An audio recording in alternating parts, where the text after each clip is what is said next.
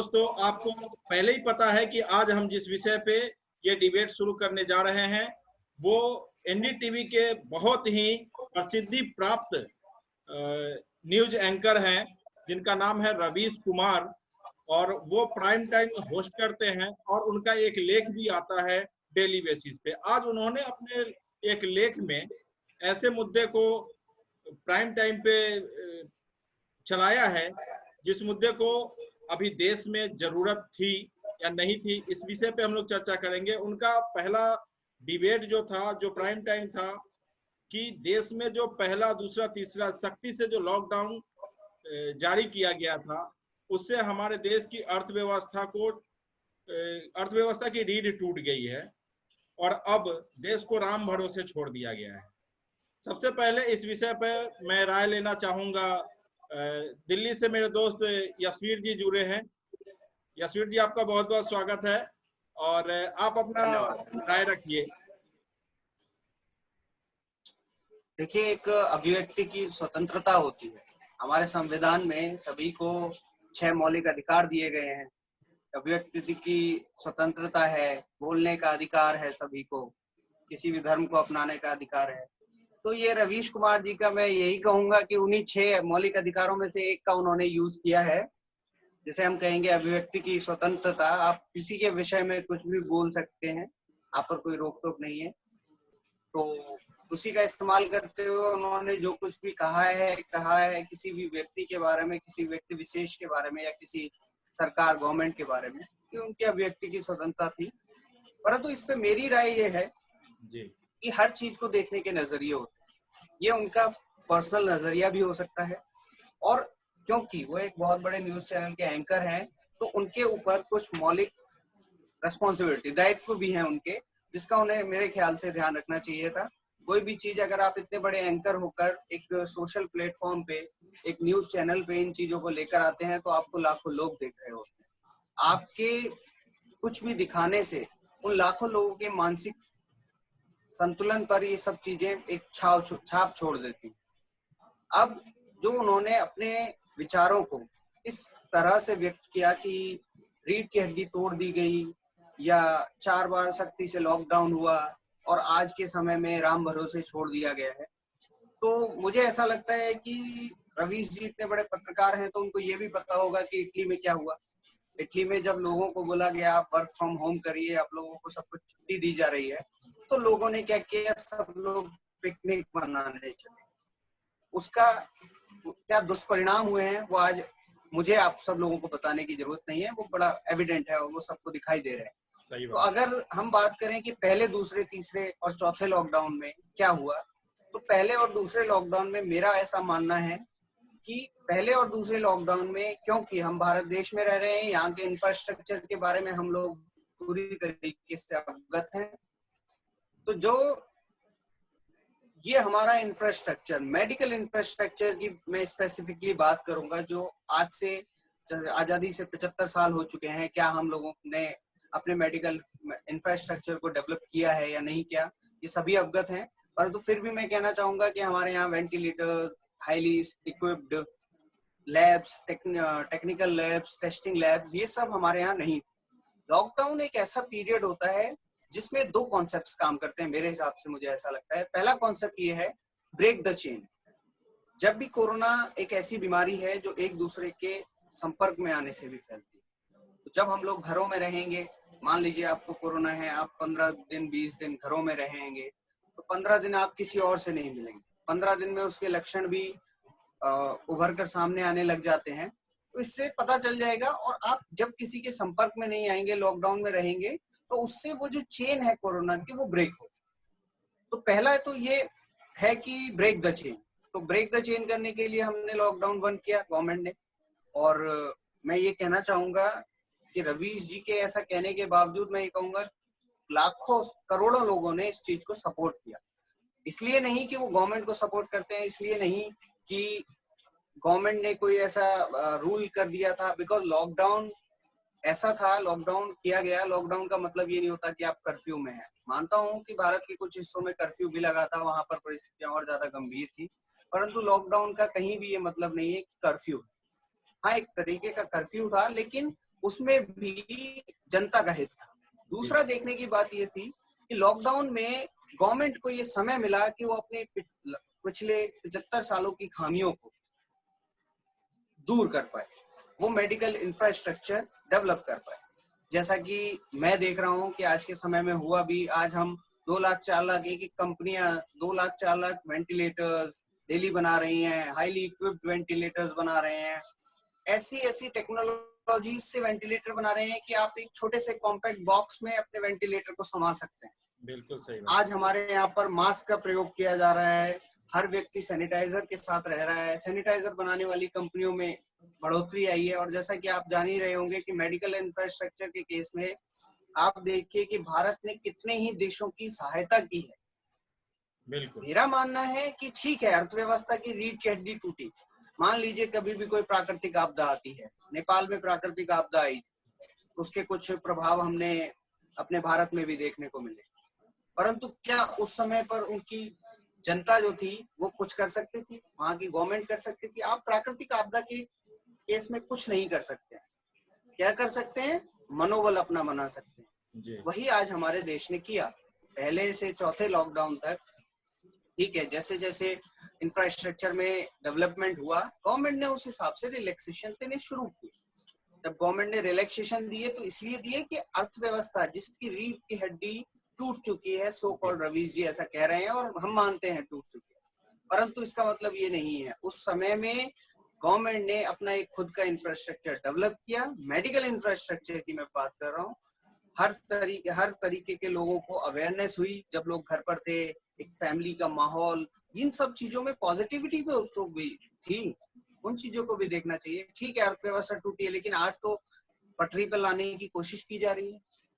आज अगर ये खोला जा रहा है तो राम भरोसे तो नहीं खोला जा रहा है। Each and every government employ is working on that. हर प्रदेश के आप डीएम को देखिए किस तरीके से वो लोग सब काम कर रहे हैं। सब लोग अपने अपने क्षेत्र में सब काम कर रहे एक मिनट के हैं। लिए सारा यशवीर जी मैं मेडिकल आपको रोकना डेवलपमेंट। चाहूंगा और स्वागत करूंगा अपने नए गेस्ट कुलदीप राणा सर जी का, जो ये भी दिल्ली से जुड़ रहे हैं हमारे साथ और इस डिबेट का एक हिस्सा बन रहे हैं। जी, आप कंटिन्यू करिए।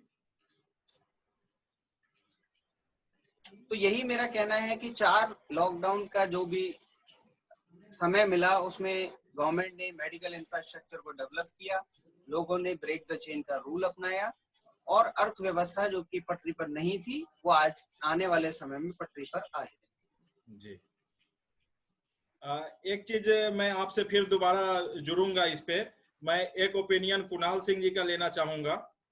कुणाल जी भी मेरे साथ जुड़े हुए हैं। कुणाल जी, आपने पहले इस बात को तो समझ लिया है कि हम जिस विषय पे चर्चा कर रहे हैं वो देश के नामी गिरामी पत्रकार हैं। रवीश कुमार जी ने जो बताया है अपने प्राइम शो में, उसके हिसाब से लॉकडाउन पहले करना बिल्कुल गलत था, लेकिन जो यशवीर जी ने अभी बताया इस हिसाब से ये समझा जाए कि वो जो कुछ भी बोले हैं वो सब जानबूझ करके बोले हैं और उसके अच्छे और बुरे परिणामों के बारे में उन्हें बहुत अच्छे से पता था। लेकिन मैं इस पे आपका राय लेना चाहूंगा और इस राय को जब आप अपनी ओपिनियन रखें उससे पहले मैं एक चीज आपको बता देना चाहता हूं कि रवीश कुमार जी का कोई भी लेख जब एनडीटीवी चैनल पे या उनके लेख उनके वेबसाइट पे डाले जाते हैं तो उसके नीचे एक डिस्क्लेमर डाला जाता है जिसमें क्लियर, मैं संक्षिप्त में आपको बता रहा हूं कि एनडीटीवी वहां पे लिख के देता है कि यह इनके व्यक्तिगत विचार है। इस तरह से आप ये भी कह सकते हैं कि एनडीटीवी उनके विचारों से खुद को किनारा करके रखती है। अब कुणाल जी, आप क्या प्रतिक्रिया देना चाहेंगे इस पे?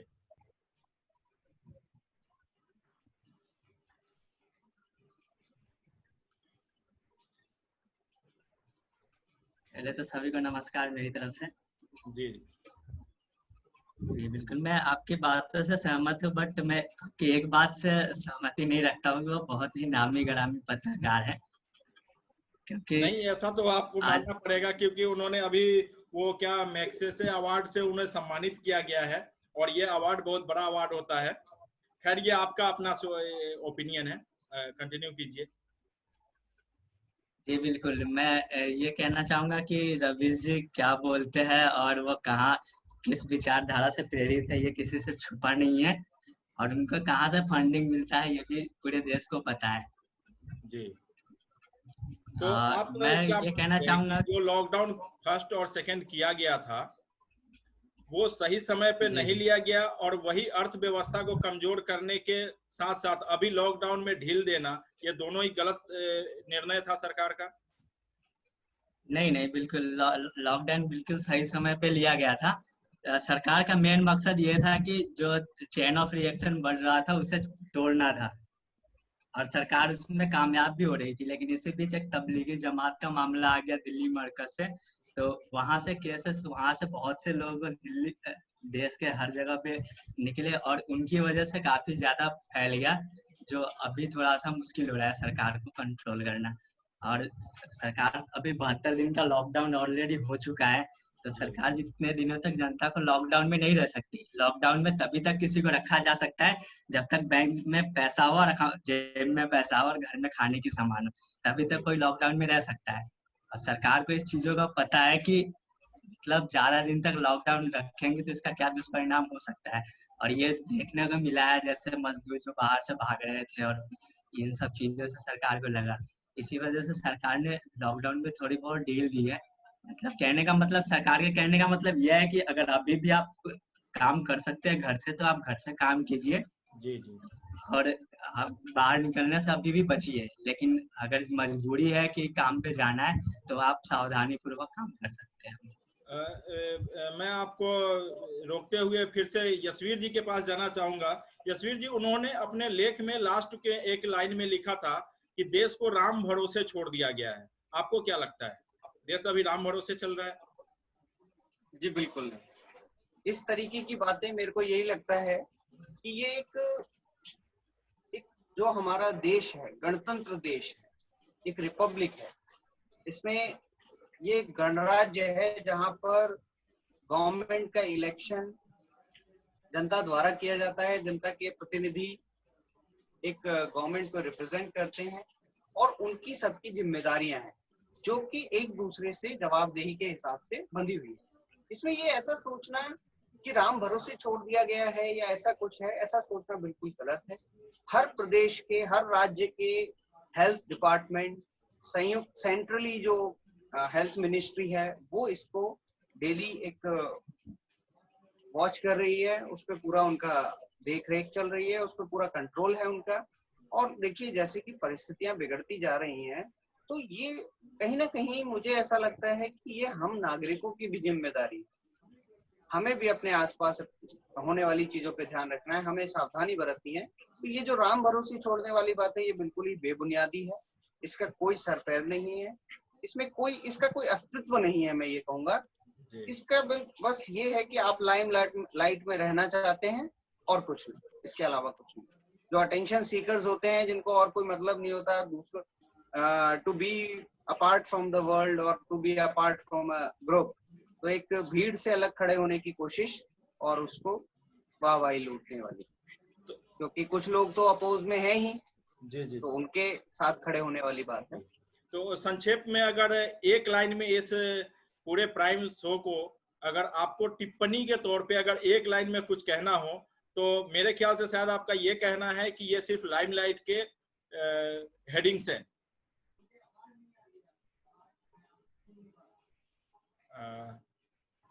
चलिए ठीक है, शायद मेरी आवाज आप तक नहीं पहुंच रही है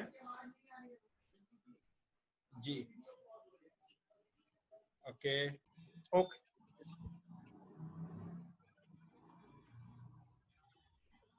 नमस्कार सर। अब मेरे साथ एक नए मेहमान जुड़ गए हैं, कुलदीप राणा सर, ये भी दिल्ली से जुड़ रहे हैं। और सर मैं आपको बताना चाहता हूं कि रवीश कुमार जी का आज का जो प्राइम टाइम था उसमें उन्होंने कहा है कि जब सब कुछ राम भरोसे ही छोड़ना था तो तालाबंदी करके अर्थव्यवस्था की रीढ़ क्यों तोड़ी। इसका मतलब है कि वो फर्स्ट सेकेंड थर्ड जो भी लॉकडाउन किए गए हैं उससे देश का अर्थव्यवस्था तो टूटा है, अब राम भरोसे छोड़ दिया गया। आप क्या सोचते हैं इस पे? क्या देश का अर्थव्यवस्था और आज के देश की जनता क्या राम भरोसे चल रही है? नहीं, राम भरोसे तो नहीं चल रही है। वो हो सकता है खुद राम भरोसे चल रहा हो। सरकार का काम है आदमी को जागरूक करना, और उसने पब्लिक को पूरा जागरूक कर दिया है। इसमें पब्लिक की, हमारी सबकी रेस्पॉन्सिबिलिटी है कि हम उसको किस किस उस पर लेते हैं। जी सही बात है, बिल्कुल सही बात है। अब सरकार थोड़े हर आदमी के घर में जाएगी, उसने हर आदमी घर में पहुंच चुका है सरकार। जी जी उसने सबको बता दिया है कि इसका ये रिजल्ट है, जी ये संक्रमण है। अगर एक आदमी को होगा तो पूरे परिवार को होगा। अगर सिर्फ अकेले का ही आदमी होता तो कुछ कोई भी वो कर सकता है। इसलिए उसको अपने आप ही उस जिम्मेवारी को वहन करना पड़ेगा। बिल्कुल बिल्कुल हम ये सोचते हैं। जी।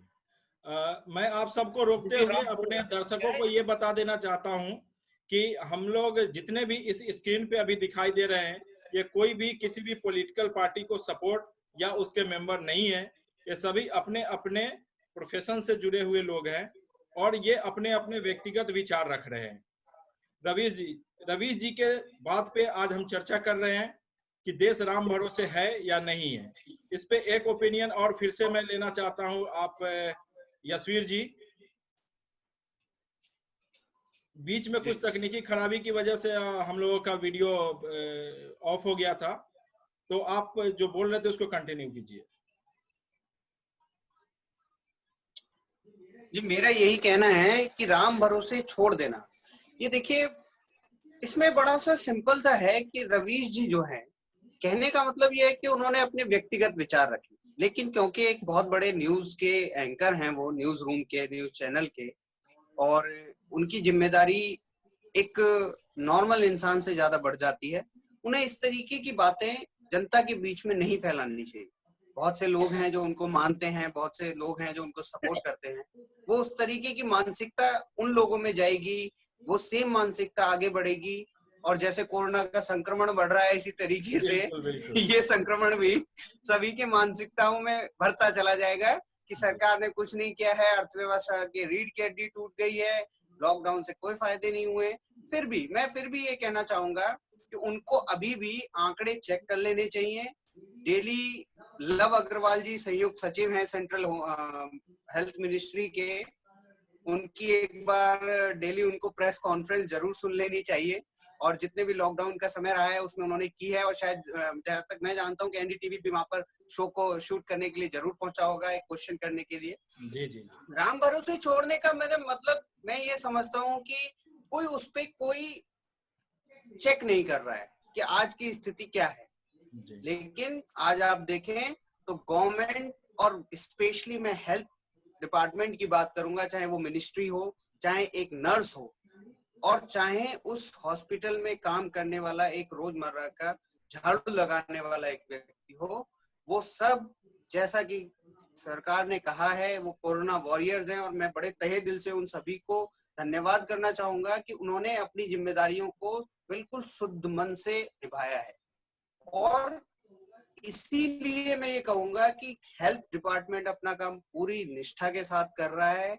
आज समय है कि हर एक, जैसे मैं राणा सर की बात से बड़ा इत्तेफाक रखता हूँ, उन्होंने बहुत अच्छी बात कही कि ये नागरिकों की जिम्मेदारी है कि आज वो इस रेस्पॉन्सिबिलिटी का वहन करें। आज ये हमारा दायित्व बनता है कि सरकार द्वारा दिए गए दिशा निर्देशों का हम लोग पालन करें। कोई राम भरोसे नहीं है, गवर्नमेंट अपने हिसाब से काम कर रही है। अभी हमें कुछ जिम्मेदारियां लेके सारी चीजें करनी है। अर्थव्यवस्था अगर गिरी है तो उसे उठाने में भी हम लोग, पहले भी हमारी अर्थव्यवस्था खराब थी लेकिन हमने ठीक की।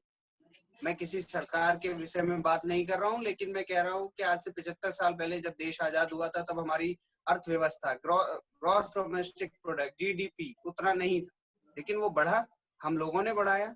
हम सब नागरिक अपना अपना काम अच्छे से करेंगे, हम क्यों नहीं अर्थव्यवस्था को बढ़ा सकते। बट राम भरोसे नहीं है, क्योंकि हर व्यक्ति को आज अपनी जिम्मेदारी समझनी होगी। और जब हर व्यक्ति अपनी जिम्मेदारी समझेगा तो राम भरोसे वाली बात ही नहीं है। हर व्यक्ति अपनी जिम्मेदारी समझकर काम करेगा। किसी तरीके का ऐसा कोई विचार मेरे को नहीं लगता है, ये उनकी व्यक्तिगत सोच है, खैर, बशर्ते ये गलत है। इस तरीके की बातें, उन जैसे बड़े एंकर को एनडीटीवी लाखों लोग देखते हैं डेली, इस तरीके की बातें, इस तरीके की मानसिकता को फैलने नहीं देना चाहिए, यही मैं कहूँ। एक चीज मैं इसमें जोड़ना चाहूंगा कि कुणाल जी, ये सवाल आपसे है कि जो पहला लॉकडाउन हम लोगों ने देश में देखा है, कहीं ना कहीं मुझे ये लगता है कि हमारे देश संभलने और सुधरने का एक बहुत बड़ा मौका मिला इसमें, और लोगों में अवेयरनेस फैलाने का, लोगों में जानकारियां फैलाने का कि हम इससे कैसे बच सकते हैं। और जो यशवीर जी ने पहले ही कहा कि हमारे देश में जो पीपीईज, मास्क और ऐसे तमाम बुनियादी चीजें जो पहले हमारे यहाँ उत्पादन नहीं होता था, वो सब पहले और दूसरे लॉकडाउन में सब कुछ व्यवस्थित हो। तो क्या आप कुणाल जी आप बताइए। हेलो, आवाज सुन रहे हैं कुणाल जी? ये बोलिए। हाँ हाँ हाँ बोलिए। आप ये बताइए कि रवीश कुमार जी देश के इतने बड़े पत्रकार होते हुए ऐसे सवाल करते हैं जब देश में, तो लोगों के मन में क्या सवाल उठेगा, उनके प्रति आपका क्या व्यवहार रहेगा? आप उनसे अगर दो शब्द कहना चाहे तो क्या कहेंगे? आप रवीश कुमार को दो शब्द क्या कहेंगे? देखिए, सबसे पहली बात तो मैं रवीश कुमार को इतना बड़ा पत्रकार मानता नहीं हूँ जितना आप लोग कह रहे हैं, बट तब भी कुछ सो कॉल्ड सेकुलर लोग हैं जो उनको फॉलो करते हैं और उनपे इसका गलत असर पड़ेगा। और जैसे हमारे भाई कह रहे थे कि यशवीर जी कि वो मतलब एक वायरस की तरह फैला रहे हैं, सही बात कह रहे हैं। बिल्कुल, ये बिल्कुल एक वायरस की तरह उनका बात फैलेगा, कुछ जो उनको उनका जो फॉलोअर है उनके भी, और इसका गलत इम्पैक्ट पड़ेगा। ऐसा उनको नहीं बोलना चाहिए। बट जो भी है, सरकार ने जागरूक किया है पहले दूसरे लॉकडाउन के बीच में। सबको पता है कि अब कैसे जिंदगी जीना है और कैसे हम कोरोना वायरस से बच सकते हैं, और इससे बचते हुए हम अपनी जिंदगी को आगे कैसे सुचारू ढंग से चला सकते हैं, अपने काम कैसे कर सकते हैं। जी धन्यवाद। मैं अब एक बार और अंत में आखिरी पे कुलदीप राणा सर से मैं 2 लाइन सुनना चाहूंगा कि सर आप अगर रवीश कुमार को कोई सुझाव देना चाहेंगे तो वो क्या सुझाव होगा? मैं तो रवीश कुमार को सुझाव यही देना चाहूंगा कि वो ईमानदारी का पालन करे। जी जी, वो ईमानदार नहीं लगता मेरे को अपने किसी भी कार्य के प्रति। जी इसी के साथ हम इस शो को समाप्त कर रहे हैं। आप सब लोगों का बहुत बहुत धन्यवाद, और फिर हम लोग मिलेंगे कल किसी दूसरे विषय पे। नमस्कार। नमस्कार।